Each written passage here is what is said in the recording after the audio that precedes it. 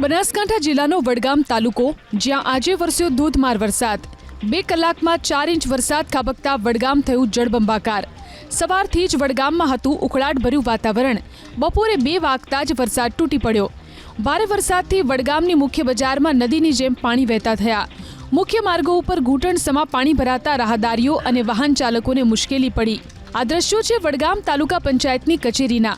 કચેરી પરિસરમાં પાણી ભરાતા અરજદારો અટવાયા। અહીં દર ચોમાસામાં પાણી ભરાય છે, જેને લઈ તાલુકા પંચાયતના કર્મચારીઓ અને અરજદારોને હાલાકી વેઠવી પડે છે। વડગામ તાલુકાના ગામો પણ જળબંબાકાર થયા। મગરવાડા, પીલુચા, કોદરામ, રૂપાલ, મેગાળ સહિતના ગામોમાં ખેતરો પાણીથી તરબોળ થયા।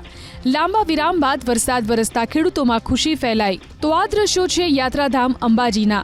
ભારે વરસાદથી અંબાજીની બજારોમાં નદીની જેમ પાણી વહેતા થયા। અંબાજીના માર્ગો પાણીમાં ગરકાવ થયા। ઘૂંટણસમા પાણી ભરાતા યાત્રાળુઓને હાલાકી વેઠવી પડી। અંબાજીમાં સવારથી જ બફારો હતો। બપોર બાદ અહીં મૂશળધાર વરસાદ વરસ્યો। અમીરગઢ તાલુકામાં પણ થઈ મેઘમહેર।